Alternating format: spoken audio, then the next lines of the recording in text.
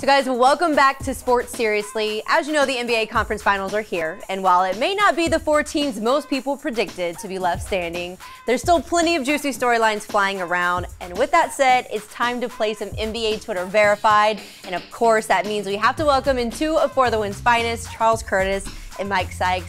Thank y'all so much for joining us. All right, so you both know how this works. I'm gonna read you some tweets and you'll have to tell me if it's on point or misses the mark. In this case, verified or not verified. So let's get right into it. Giannis is out of the playoffs, but another guy the NBA is desperately trying to push as one of the faces of their league, Luka Doncic, is still in. The 23-year-old superstar from Slovenia absolutely embarrassed the Suns in Game 7, and the internet had jokes.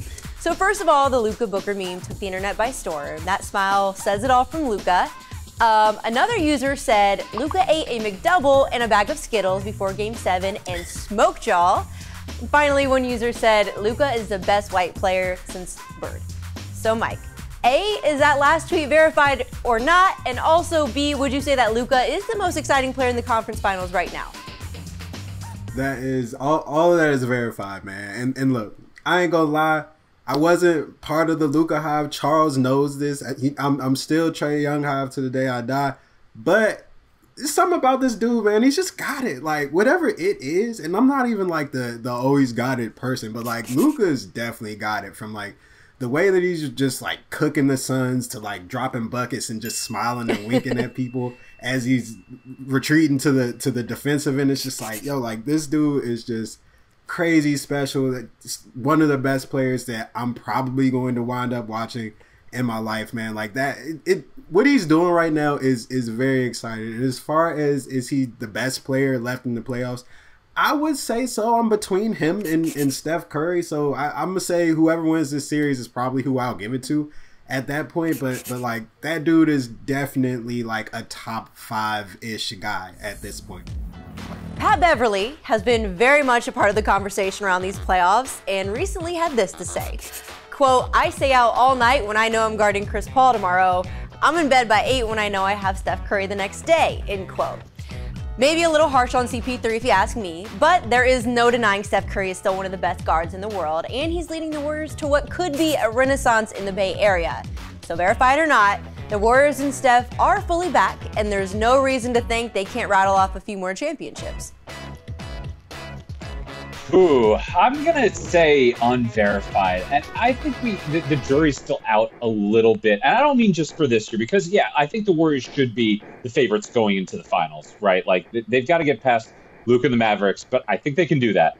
But a dynasty would imply that like they're gonna reel off another 4 or 5 or 3 or 4 championships. I don't see that happening. Like Clay is kind of past his prime and obviously gotten over a ton of huge injuries, and Steph Curry's been up and down. So even if they win it this year, I'm not stamping them the dynasty quite yet. Like that's going a little bit far. All right, Mike, so I have a follow-up for you. I do want to go back to Pat Bev. That guy is as loose of a cannon as one can be right now, taking shots at literally anyone still playing in the playoffs. So can you just break down his smack talk right now? I feel like it's become an art form.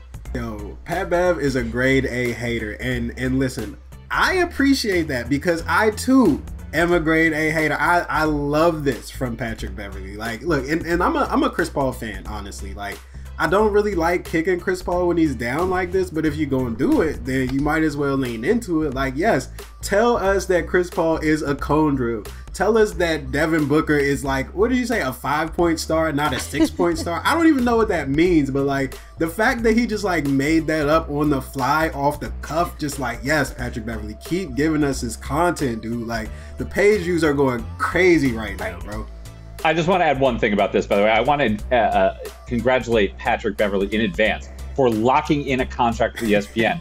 That's all that was, right? He was like, oh boy, here we go. Here's my opportunity. Like, if ESPN doesn't lock him up for his playing days afterwards, like a Tom Brady kind of deal, like, they are missing out. Like, that was gold, Jerry, gold. All right, moving on to the Eastern Conference Finals. The Heat and Celtics are battling to move on to the finals, and we, of course, have a very confident, very outspoken Jimmy Butler on our hands, and who doesn't love that? After the Heat disposed the 76ers last round, Butler left the court yelling, "Tobias Harris over me?" referencing 2019 when the Sixers prioritized Harris over him and wouldn't commit to him long term. So obviously a lot has changed since then. The Heat made it to the finals in the bubble, and Jimmy continues to ball.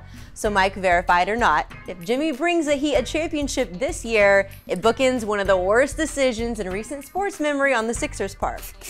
Yeah, I'm gonna definitely say that's verified too. And I don't even think they need a championship to have that be verified. Like, I feel like looking back at it, even in that moment, like that was very clearly a big mistake by the 76ers. And look, I understand wanting to keep the ball in Ben Simmons' hands and like continue to develop Ben Simmons at the time when they had him in that space that they were in with him.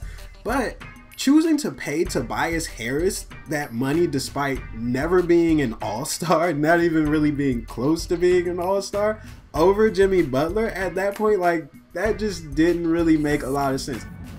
Then finally, we have Quentin Richardson bringing it back, saying, if young Tatum can lift the Celtics to the NBA Finals past the Heat after taking out KD, Brooklyn, then Giannis, Milwaukee at the same clip he's been hooping at, we got to enter him into the best in the league conversation. Inquiring minds want to know. So Charles, all that said, verified or not, it's put up or shut up time for the Celtics, and Tatum is ready to deliver Boston its first chip since 2008. All right. I'm going to verify the fact that if they get to the finals and they deliver a championship, that I'm putting Tatum into the elite conversation. Until then, I'm unverifying it. Okay? And I'm not saying that Jayson Tatum is bad. And I'm not saying that, you know, all this bad stuff about him. He's not a superstar yet. And that's okay. I've actually written this a couple of weeks ago. If he continues to play like this and he continues to be, flashing good stuff at both ends of the courts, Pat Bev, he's good at both ends of the courts. Don't do that. But to me, like, Tatum is like star, and he's like right on the verge right there, because you want to see him hit that sort of like sixth gear where he has one of those 50-point games or something like that where he carries the team. And it's a little hard because that team is balanced and you have Jaylen Brown there, but superstar, not quite yet. Hey sports fans, if you want to watch more sports seriously, be sure to check out these clips right here. And make sure you're subscribed to the channel to see all the great content from us here at USA Today Sports.